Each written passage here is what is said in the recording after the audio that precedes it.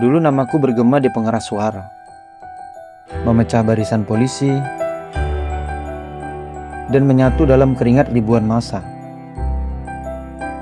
Tapi hari ini, aku hanya seorang pria yang lebih suka berbicara dengan tanaman di kebunku daripada harus berdebat dengan penguasa. Aku memilih sunyi. Namun, setiap kali angin berhembus, membawa bau rempah dan suara hiruk pikuk pasar dari kejauhan, dadaku kurasa begitu sesak. Aku teringat sebuah pertempuran panjang selama 2 tahun. Sebuah pertempuran di mana kami memenangkan sebuah harapan di pasar, tapi kehilangan sesuatu yang lebih berharga. Sebuah persaudaraan. Pasar itu bukan sekedar jual beli. Ia adalah pasar dengan sejarah yang panjang. Pasar itu pusat perniagaan Melayu. Berdiri sejak 1912 di samping stasiun Lori, di bawah naungan Kedatukan. Pasar tradisional ini, ia adalah jantung sejarah yang berdenyut, diapit oleh 2 raksasa. Pasar modern yang dingin dan perumahan elit yang angkuh. Di sana ada 530 pedagang, pengupas bawang yang jari-jarinya menghitam, dan kuli angkut yang punggungnya membungkuk demi sesuap nasi.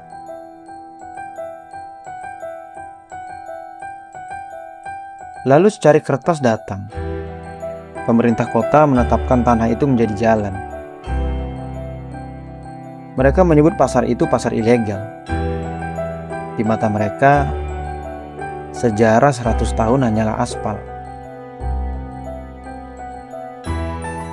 Salah satu dari ketua asosiasi pedagang menghampiri kami dan bercerita perihal apa yang terjadi kepada mereka. Mereka meminta untuk kami membantu mereka. Tentu, kami tidak tinggal diam. Posko kami dirikan di atas lapak kayu yang reot. Pemberkasan dilakukan di tengah bau amis ikan dan debu pasir. Siang kami bertarung di media massa.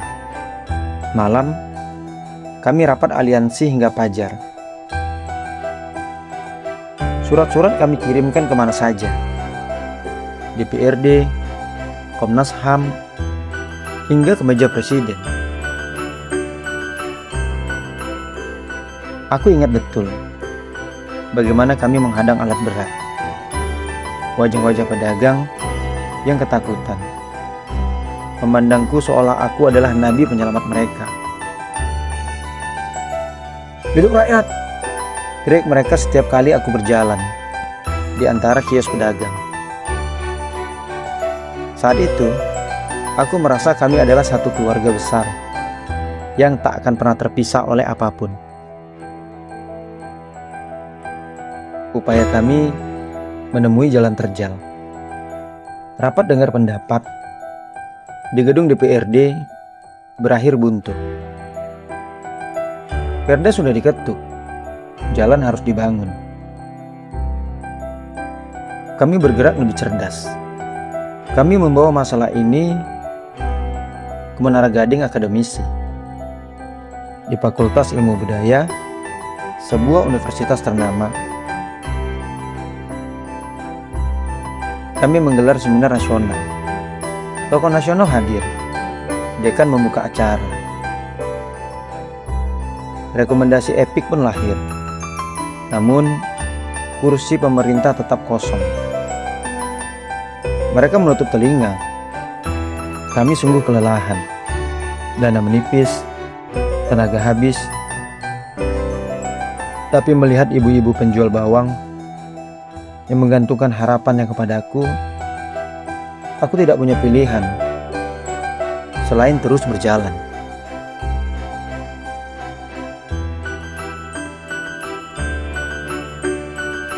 2 tahun berlalu.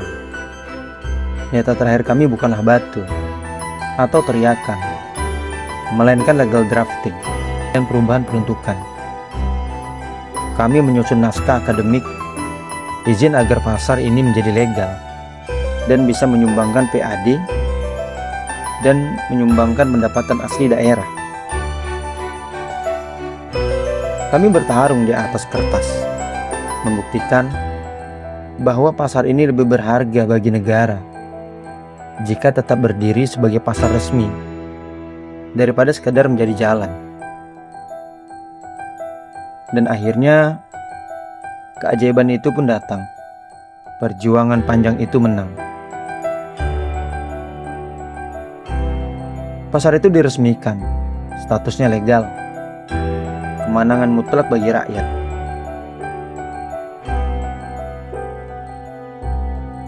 Beberapa bulan setelah kemenangan itu, aku berjalan melewati pasar yang sudah sangat rapi. Aku tersenyum setiap menyapa teman-teman lamaku, para pedagang yang dulu mengeluh-elukanku setiap kali kami berjaga di pusku. Namun, sesuatu yang aneh terjadi. Seorang pedagang yang dulu menangis, menaruhkan harapannya di pundak kami saat penggusuran mengancam, ini hanya melirikku sekilas, lalu membuang muka. Dia pura-pura sibuk dengan dagangannya. Aku menjumpai yang lain di jalan. Tak ada lagi sapaan, Bang Rizal atau kamerat. Mereka melewatiku seolah aku adalah orang asing, seolah 2 tahun pengabdianku hanyalah angin lalu. Kami melakukan semuanya tanpa upah apapun, murni demi keyakinan. Tapi kini, setelah mereka nyaman dan aman, kehadiran kami seolah menjadi pengingat yang memalukan bagi mereka. Kami tidak lagi dibutuhkan, jadi kami pun dibuang dari ingatan.